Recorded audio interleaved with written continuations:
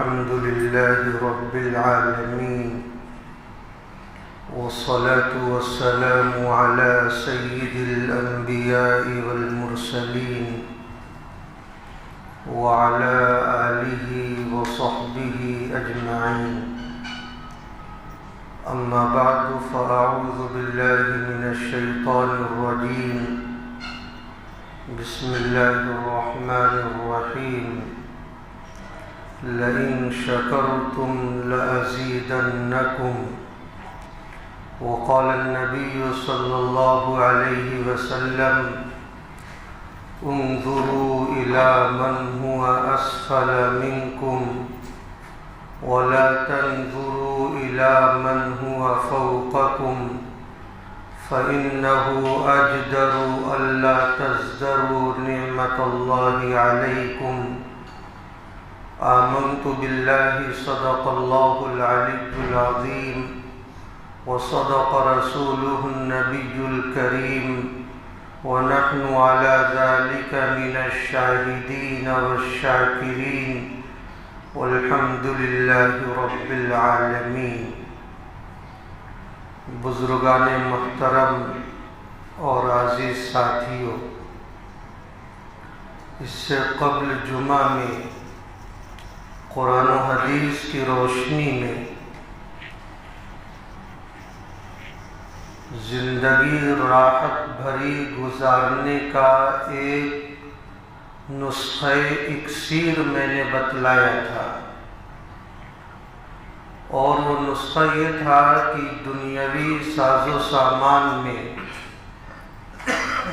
اپنے سے نیچے والے کو دیکھو، اپنے سے اوپر والے کو نہ دیکھو. اور اس ضمن میں چند باتیں آپ کی خدمت میں آئی تھیں. اس جمعہ میں بھی انشاءاللہ العظیم اسی ضمن میں چند باتیں اور آپ کی خدمت میں پیش کرنے کی سعادت حاصل کروں گا. اس سے قبل یہ سمجھ لیں کہ جب آدمی دنیاوی ساز و سامان میں اپنے سے اوپر والوں کو دیکھنے کا عادی بن جاتا ہے تو اس کے دل میں دنیا کی ہرس پیدا ہو جاتی ہے، اور دنیا کی ہرس کا پیدا ہو جانا یہ انسان کی دنیاوی اور اخروی تباہی کا ذریعہ ہے. یعنی دنیا میں بھی انسان سکون کے ساتھ نہیں رہ سکتا، اور آخرت میں بھی ایسا انسان آرام نہیں پا سکتا.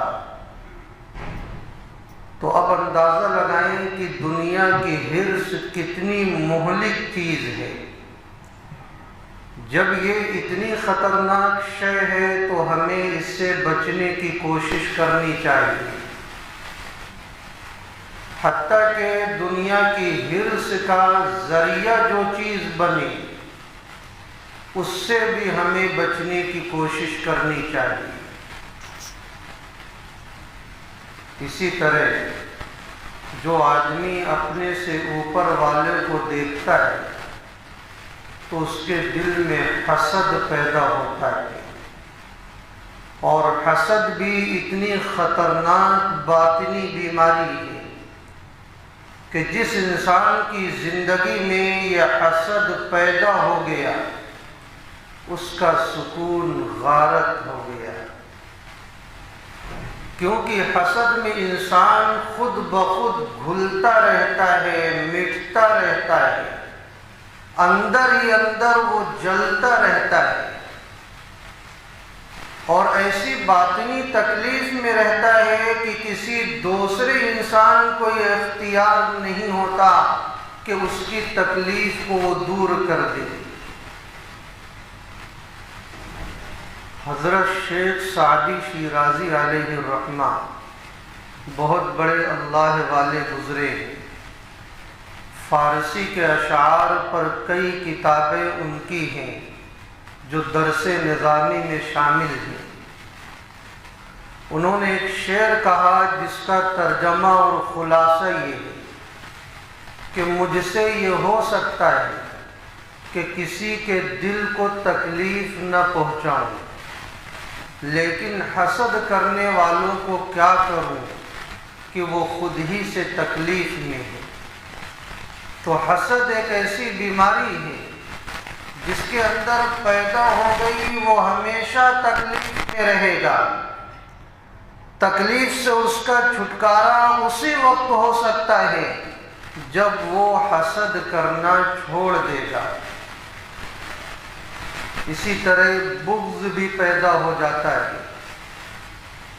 نفرت، عداوت، کدورت، یہ ساری چیزیں اس وجہ سے پیدا ہو رہی ہیں کہ آدمی دنیاوی ساز و سامان میں دوسرے کو اپنے سے اوپر والوں کو دیکھ رہا ہے۔ اب یہ ساری چیزیں چاہے حسد ہو، بغض ہو، کینہ، کپٹ ہو، حرص دنیا ہو، نفرت و عداوت ہو، آپس میں دوریاں ہو، افتراق و انتشار ہو، یہ ساری چیزیں مذموم ہیں، پسندیدہ نہیں ہیں۔ اسی لیے اللہ کے رسول صلی اللہ علیہ وسلم نے ایک جگہ ارشاد فرمایا، ایاکم والظن، اے لوگو بہت سارے گمان سے بچا کرو۔ فَإِنَّ الظَّنَّ أَكْذَبَ الْحَدِيثِ، کیونکہ یہ جو گمان ہوتا ہے یہ جھوٹ میں سب سے بڑھا ہوا ہوتا ہے۔ پھر آگے ارشاد فرمایا بڑے پیارے انداز میں، وَلَا تَحَسَّسُوا وَلَا تَجَسَّسُوا وَلَا تَحَاسَدُوا وَلَا تَدَابَرُوا وَلَا تَبَاغَضُوا وَكُونُوا عِبَادَ اللَّهِ إِخْوَانًا، کہ اللہ کے بندے بھائی بھائی بن جاؤ، جاسوسی نہ کرو، ایک دوسرے کی پیٹھ پیچھے برائی نہ کرو، ایک دوسرے کی ٹوہ میں نہ لگو، بغض و عناد ایک دوسرے سے نہ کرو، حسد اور جلن ایک دوسرے سے نہ کرو، اللہ کے بندو بھائی بھائی بن جاؤ۔ اب سوال یہ پیدا ہوتا ہے کہ جب ہم اسی دنیا میں رہتے ہیں تو یہ کیسے ممکن ہے کہ ہماری نگاہ اپنے سے اوپر والوں پر نہ پڑے؟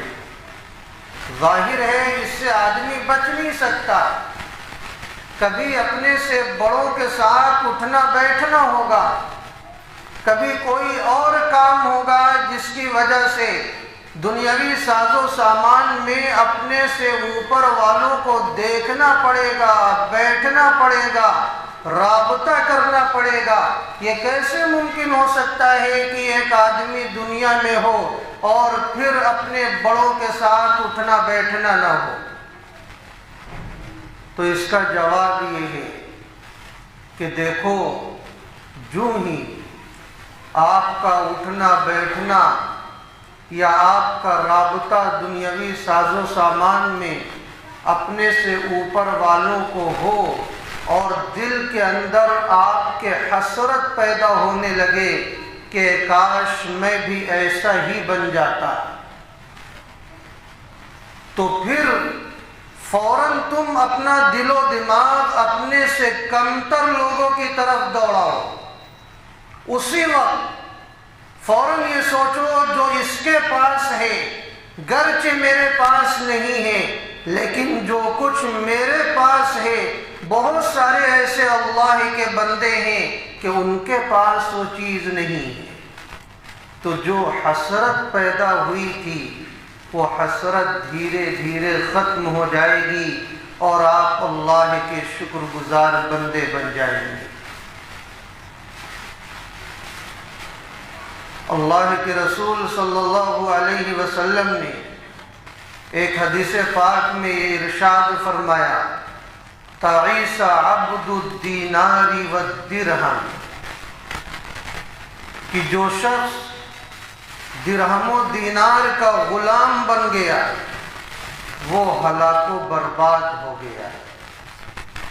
درہم و دینار کی غلامی کیا ہے کہ آدمی درہم و دینار کا، پیسوں کا اس طرح پجاری بن جائے کہ اسے ایسا محسوس ہونے لگے کہ اگر میرے پاس یہ چیزیں نہیں ہوں گی تو میں تباہ و برباد ہو جاؤں گا، میں کسی کام کا نہیں رہوں گا، اور درہم و دینار کے چکر میں پورا دن سرگردہ رہتا ہے، رات میں بھی کروٹیں بدلتا رہتا ہے، یہی سوچ اور فکر ہوتی ہے کہ کس طرح بہت سارا پیسہ میرے پاس جمع ہو جائے۔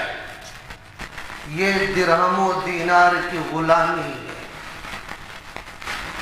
ایسا آدمی کبھی سکون سے نہیں رہ سکتا، اور ایسے شخص کی ہلاکت اور بربادی کے بارے میں آپ علیہ السلام نے ہمیں بتلایا۔ مثلا آپ لباس کے شوقین بن گئے، لباس کی محبت آپ کے اندر اس قدر بس گئی کہ آپ کا دل و دماغ ایسا بن گیا، جب تک میں فلاں لباس نہیں خریدوں گا اس وقت تک میں چین و سکون سے نہیں بیٹھ سکتا۔ اب اس لباس کے خریدنے کے لیے آپ نے نہ حلال دیکھا نہ حرام دیکھا، پیسوں کے لیے سرگردہ ہو گئے کہ کسی طرح بس میرے پاس پیسہ آنا چاہیے اور میں فلاں شیروانی ضرور خریدوں گا۔ نمازیں چھوٹتی جا رہی ہیں، دیگر حقوق العباد اور حقوق اللہ پامال ہوتے جا رہے ہیں، اس کی فکر آپ کو نہیں ہے، بس وہی لباس جو پسند آیا ہے وہی لباس مجھے چاہیے، یہی لباس کی غلامی ہے۔ آپ کا مزاج ایسا بن گیا کہ آپ نے ایک موبائل لیا، آپ کے پاس اتنی طاقت اور استطاعت تھی، لیکن کمپنی والے نے اس سے اونچا موبائل نکال دیا۔ اب آپ تڑپنے لگے، غمزدہ رہنے لگے، اداس رہنے لگے کہ جب تک میں وہ موبائل نہیں خرید لوں گا اس وقت تک میں چین اور سکون سے نہیں بیٹھ سکتا۔ اگر یہ کیفیت ہماری بنتی جا رہی ہے تو اسی کو موبائل کی غلامی کہیں گے۔ آپ نے کسی سواری کو دل و دماغ پر چڑھا لیا ہے، اس کی وجہ سے آپ غمزدہ رہنے لگے ہیں۔ آپ نے سوچا جب تک یہ سواری مجھے نہیں مل جائے گی میں اس وقت تک چین و سکون سے نہیں بیٹھ سکتا ہوں، ہمیشہ اداس رہتے ہیں، غمزدہ رہتے ہیں، پریشان حال رہتے ہیں، نمازیں بھی چھوٹ رہی ہیں، صرف سواری دل و دماغ پر ہے، یہ سواری کی غلامی ہے۔ ایسا شخص برباد ہو گیا۔ اس لیے ہم اپنا دل و دماغ ایسا بنائیں کہ اللہ نے عافیت کے ساتھ جو ہمیں عطا کیا ہے ہم اس پر راضی رہنے والے بن جائیں، اس پر خوش ہونے والے بن جائیں، اس پر اللہ کی شکر گزاری کرنے والے بن جائیں، اور جو چیزیں نہیں ہیں اس کے لیے کوئی گلہ اور شکوہ نہیں، کوئی غم، کوئی فکر نہیں، بس یہی عقیدہ رکھیں میرے لیے یہ چیز بہتر نہیں تھی اس لیے اللہ نے مجھے یہ چیز عطا نہیں کی۔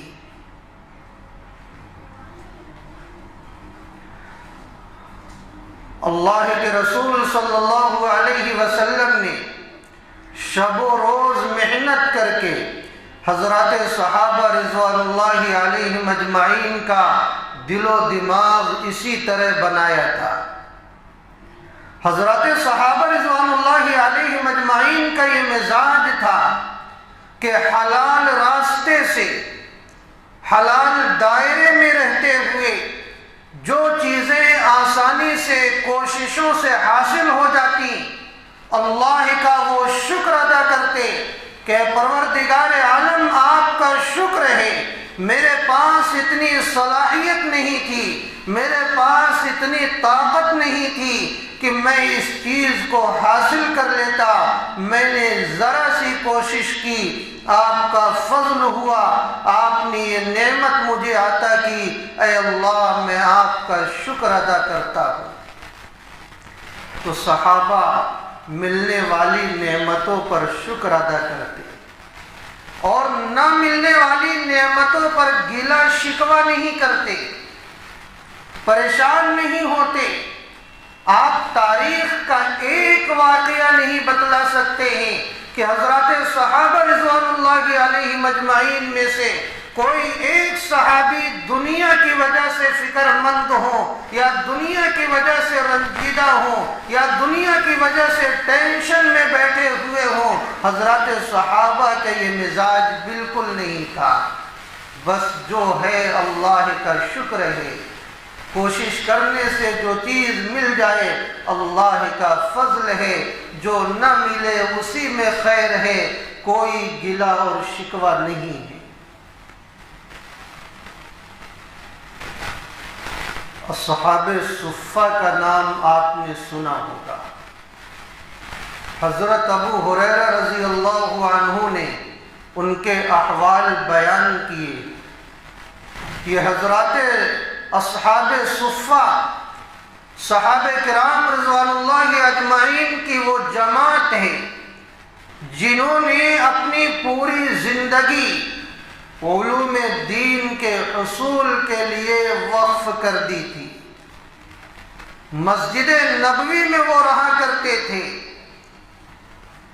صفہ ایک چبوترا ہے، آج بھی جو حضرات وہاں گئے ہیں انہوں نے اس کی زیارت کی ہے۔ اسی چبوترے پر اصحاب صفہ رہا کرتے تھے اور علوم دین حاصل کیا کرتے تھے۔ ان کا مقصد بس ایک تھا، اللہ کے دین کو لے کر کے دوسروں تک پہنچانا، اور وہ ہمیشہ اس تاک میں رہا کرتے تھے کہ اللہ کے رسول صلی اللہ علیہ وسلم کوئی لفظ اپنی زبان بابرکت سے نکالیں اور وہ حضرات صحابہ فوراً اسے اپنے دل و دماغ میں محفوظ کر لیں۔ کوئی کام آپ کریں اور حضرات صحابہ رضوان اللہ علیہم اجمعین کو وہ دکھ جائے، اس کام کو دل و دماغ میں محفوظ کر کے اگلوں تک پہنچا دیں، یہ ہمیشہ ان اصحاب صفہ کی فکر ہوتی تھی۔ اس کے علاوہ کوئی اور کام نہیں تھا۔ یہ صفہ یہ اسلامی تاریخ کا سب سے پہلا مدرسہ ہے، سب سے پہلی یونیورسٹی ہے۔ یہ صفہ میں پڑھنے والے جو طلبہ ہیں وہ اسلامی تاریخ کے سب سے پہلے طلبہ ہیں جنہوں نے اتنی انہماک کے ساتھ، اتنی یکسوئی کے ساتھ علوم دین کو حاصل کیا ہے۔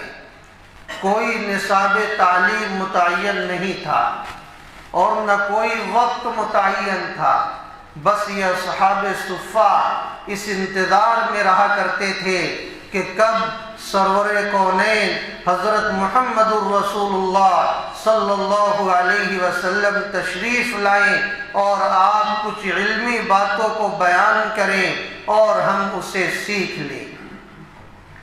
کبھی کبھی تو ایسا ہوتا کوئی سائل آپ کی خدمت میں آتا، سوال کرتا، یہ اصحاب صفہ دھیان سے سننے لگتے، اس سائل کے سوال کو سنتے، اس کے بعد آپ صلی اللہ علیہ وسلم جو سوال کا جواب عنایت فرماتے، یہ اصحاب صفہ فوراً اسے اپنے دل و دماغ میں مستحضر کر لیتے اور اگلے لوگوں تک ان سوال و جواب کو یہ پہنچاتے۔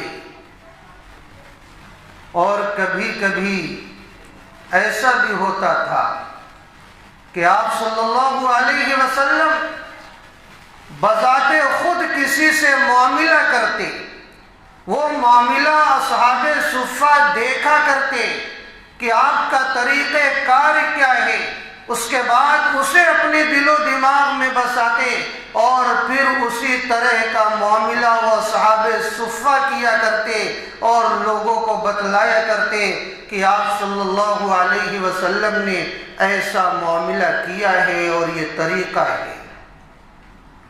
حضرت ابو ہریرہ رضی اللہ عنہ کا بیان ہے، وہ خود اصحاب صفہ میں سے ہے۔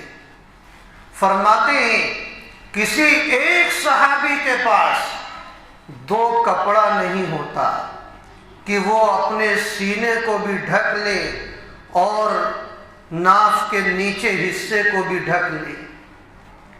کسی کے پاس ایک چادر ہوتی، وہ اپنے گلے سے چادر کو لپیٹ کر لٹکا لیا کرتے، اور کسی کے پاس صرف ازار ہوتا، ناف کے نیچے سطر کو وہ چھپا لیتے، اوپر کا حصہ کھلا ہوا رہتا۔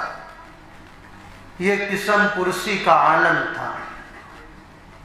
بلکہ کبھی کبھی ایسا ہوتا جس صحابی کے پاس ایک چادر ہوتی جو گلے سے پھنسا کر نیچے لٹکائے ہوئے ہوتے، جب وہ چلا کرتے تو بڑی احتیاط کے ساتھ چلا کرتے کہ کہیں سطر نہ کھل جائے۔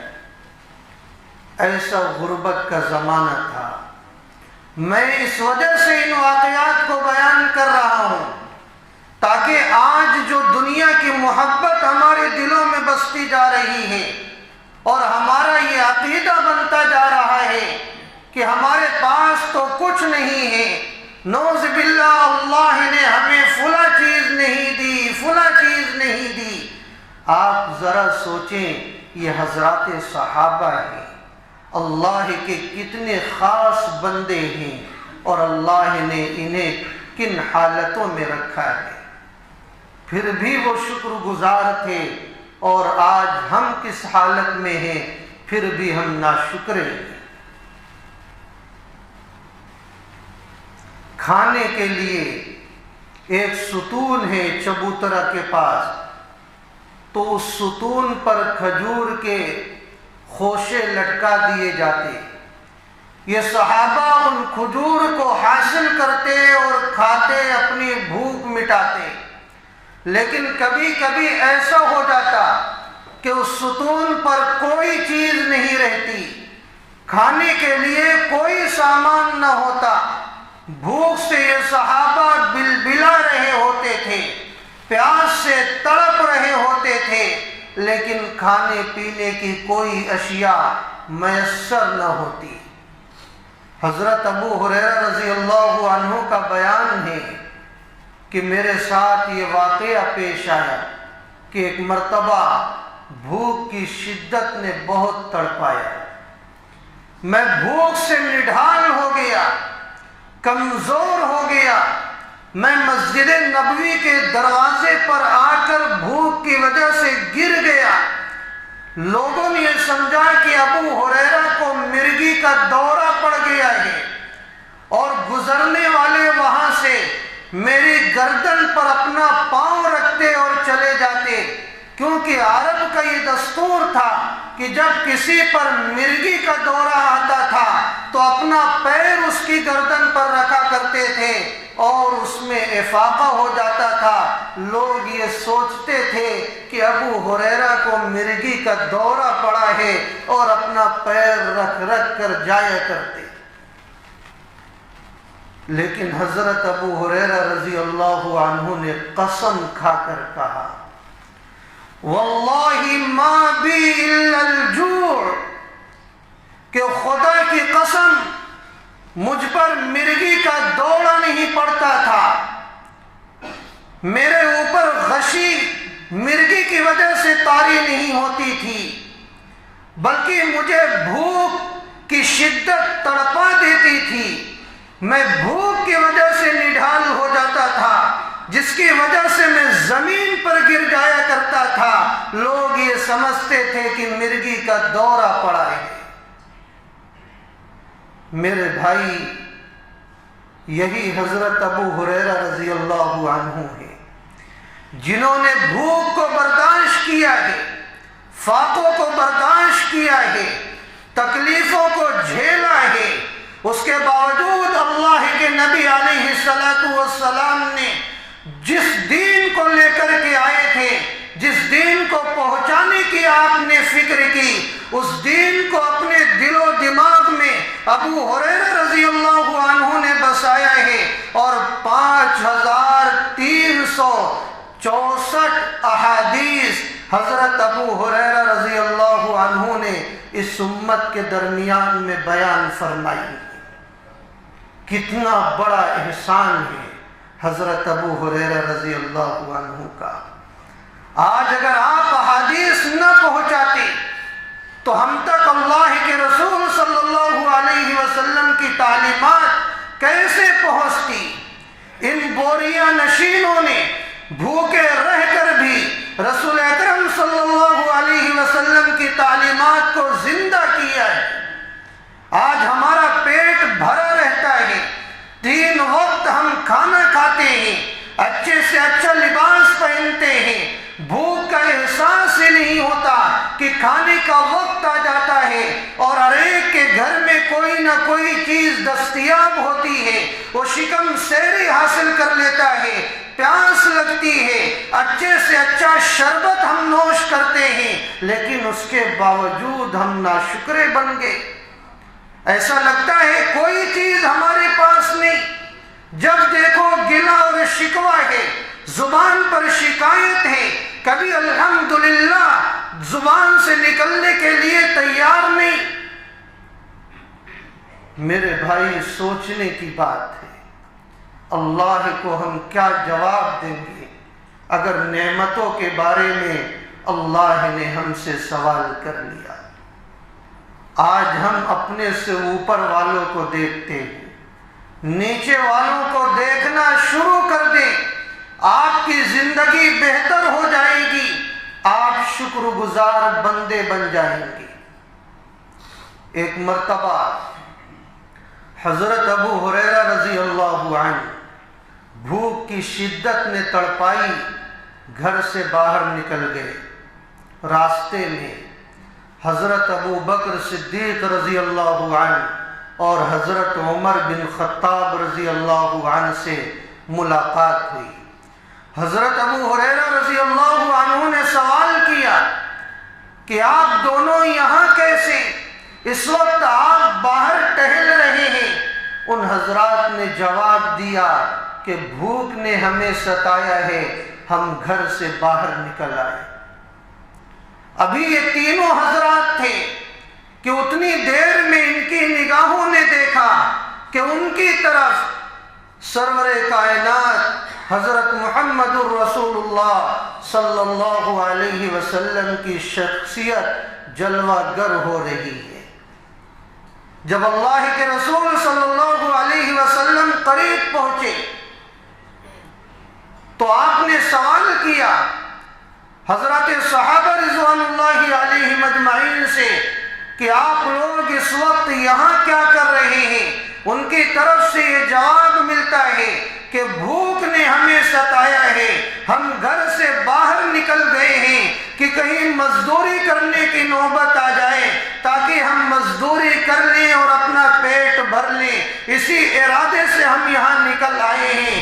اللہ کے رسول صلی اللہ علیہ وسلم نے جواب دیا، آپ نے ارشاد فرمایا ما اخرجنا الا الجوع، کہ ہمیں کسی چیز نے نہیں نکالا سوائے بھوک کے، یعنی میں بھی بھوک کی وجہ سے تڑپ کر وہاں سے یہاں آیا ہوں۔ اب آپ اندازہ لگائیں یہ سب کون لوگ ہیں؟ یہ اللہ کے چنیدہ بندے ہیں جن پر آسمان و زمین رشک کرتا ہے، لیکن ان کا کیا حال ہے؟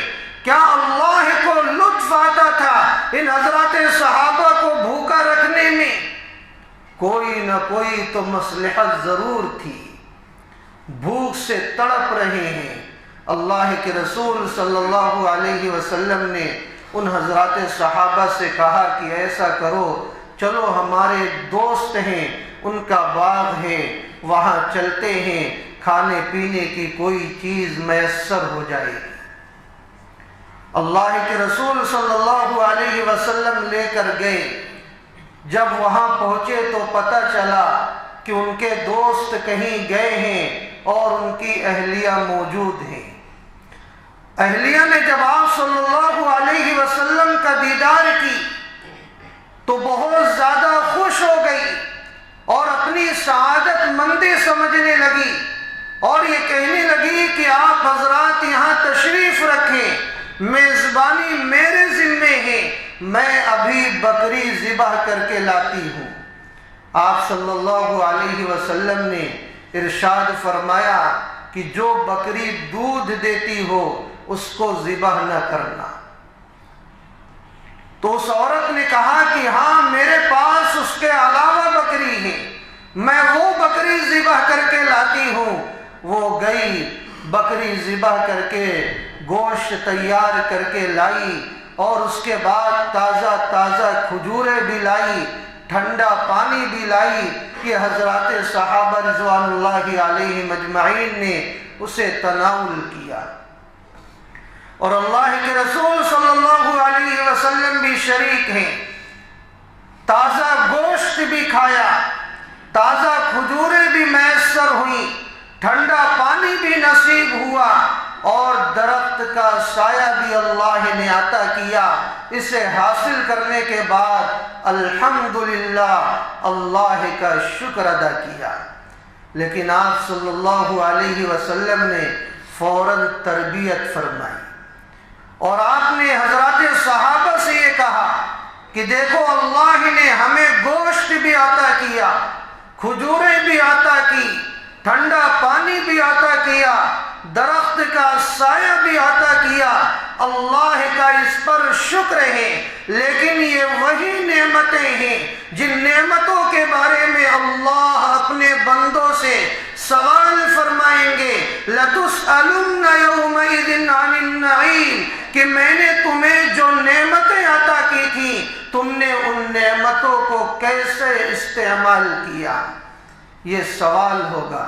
گویا آپ صلی اللہ علیہ وسلم نے ان چیزوں کی محبت کو دل سے نکال دیا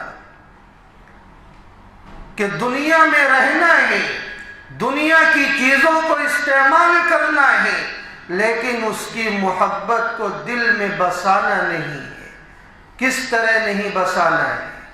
جس طرح گوشت کھایا گیا، ٹھنڈا پانی پیا گیا، کھجوریں کھائی گئیں، درخت کا سایہ حاصل کیا گیا، آرام پہنچا، لیکن ایسا دل و دماغ نہ بننے پائے کہ کبھی گوشت نہ ملا تو گلہ اور شکوہ کرنے لگے، ٹھنڈا پانی نہ ملا پریشان ہونے لگے، درخت کا سایہ نہ ملا ایسا محسوس ہونے لگا کہ دنیا اجڑ گئی۔ ایسا دل و دماغ کبھی بھی نہیں ہونا چاہیے۔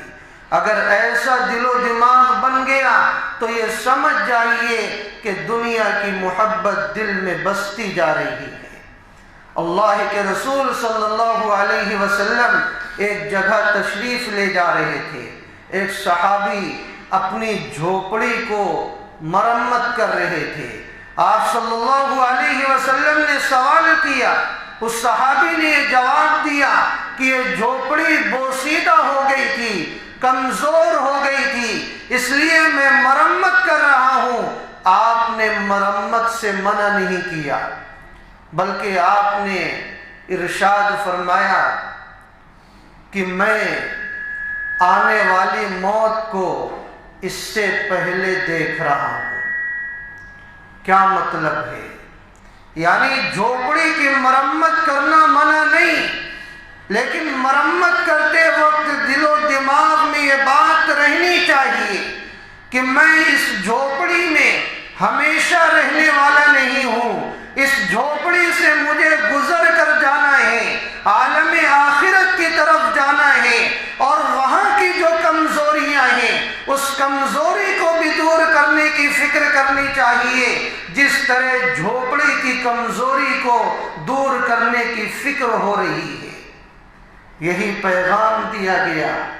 آج ہماری چاہت یہ ہوتی ہے میرا مکان بوسیدہ ہو گیا، اچھے سے اچھا مکان ہونا چاہیے، اس سے کہیں زیادہ فکر یہ ہونی چاہیے کہ آخرت کے اعتبار سے جو اعمال کمزور ہو گئے ہیں وہ اعمال مضبوط ہونے چاہیے۔ ہمیشہ ہمیش کی زندگی وہی ہے۔ تو میرے بھائیوں، مایوس ہونے کی ضرورت نہیں ہے کہ ہم حضرات صحابہ کی طرح کس طرح بن جائیں گے۔ ہر ایک کا ظرف الگ الگ ہوتا ہے اور اللہ تعالیٰ ظرف کے اعتبار سے ہی فیصلہ فرماتے ہیں۔ گرچہ ہمارا ظرف حضرات صحابہ جیسا نہیں ہے، لیکن ان کے نقش قدم پر چلنے کا جذبہ ہم ضرور پیدا کر سکتے ہیں اور اس کی کوشش کر سکتے ہیں۔ اس بات کو سمجھایا ہے حضرت حکیم الامت مولانا اشرف علی تھانوی صاحب رحمۃ اللہ علیہ نے، اور ایسا اصول بتلایا ہے کہ وہ اصول ہم اپنی پوری زندگی کی ضروریات پر نافذ کر سکتے ہیں۔ مکان کے ذریعے اصول سمجھایا کہ ایک آدمی مکان بناتا ہے تو 4 مقصد سے وہ مکان بناتا ہے۔ پہلا مقصد تو یہ ہوتا ہے کہ یہ جو مکان میں بنا رہا ہوں میں اس میں رہائش حاصل کروں گا۔ اب ظاہر ہے مکان چاہے پکا ہو، کچا ہو، جھوپڑی ہو یا کوئی بھی مکان ہو، یہ مقصد اس میں حاصل کیا جا سکتا ہے، رہائش حاصل کی جا سکتی ہے کہ دھوپ سے بچنا ہے، سردی سے بچنا ہے، تو رہائش کے مقصد سے مکان بنانا یہ جائز ہے۔ دوسرا مقصد آسائش ہے کہ آدمی نے مکان بنایا لیکن مکان ذرا ایسا ہونا چاہیے تاکہ آرام اس میں ملے، بارش سے صحیح معنوں میں بچا جا سکے، دھوپ سے بچا جا سکے، سردی سے صحیح معنوں میں بچا جا سکے۔ اب اس نے مکان کو پکا بنوایا آسائش کے لیے، تو مکان کا پکا بنوانا بھی جائز ہے کیونکہ مقصد آسائش ہے۔ اور تیسرا مقصد آرائش ہے کہ آدمی کی نیت یہ ہے کہ رہائش بھی ہو جائے، آرام بھی مل جائے، لیکن تھوڑا مکان ایسا ہونا چاہیے کہ جب میں مکان میں داخل ہوں تو میرے دل و دماغ کی کیفیت اچھی بنے۔ تو رنگ روغن لگا دیا، ٹائلز لگا دیا اور دیگر چیزیں لگا دیا تاکہ مکان اچھا لگے، یہ بھی جائز ہے۔ تو رہائش بھی جائز ہے، آسائش بھی جائز ہے، آرائش بھی جائز ہے۔ چوتھا مقصد نمائش ہے کہ آدمی نے یہ سوچا کہ میں مکان ایسا بناؤں گا کہ کسی اور کا مکان نہ ہو، یا فلاں نے جو مکان بنایا ہے لوگ اس کی تعریف کر رہے ہیں، اس کو دیکھ کر یہ مکان اس سے اچھا بناتا ہے تاکہ لوگ مجھے بڑا کہیں اور میری واہ واہ کریں اور یہ کہیں واہ کتنا اچھا مکان بنایا ہے۔ یہ جو نمائش کا مقصد ہے، یہ جو جذبہ ہے، یہ بالکل حرام ہے، ناجائز ہے، شریعت میں اس کی کوئی گنجائش نہیں، کیونکہ یہ نمائش اس حدیث کی مخالفت ہے جس حدیث میں یہ بیان کیا گیا ہے کہ اپنے سے اوپر والوں کو دنیاوی ساز و سامان میں نہ دیکھو۔ اللہ تعالی شانہ ہم تمام لوگوں کو محض اپنے فضل و کرم سے دنیاوی ساز و سامان میں اپنے سے نیچے والوں کو دیکھنے کی توفیق عطا فرمائے، شکر گزار بندہ بنائے، ناشکری اور بے وقاتی سے ہم سب کی حفاظت فرمائے۔ آمین وآخر دعوانا ان الحمد للہ رب العالمین۔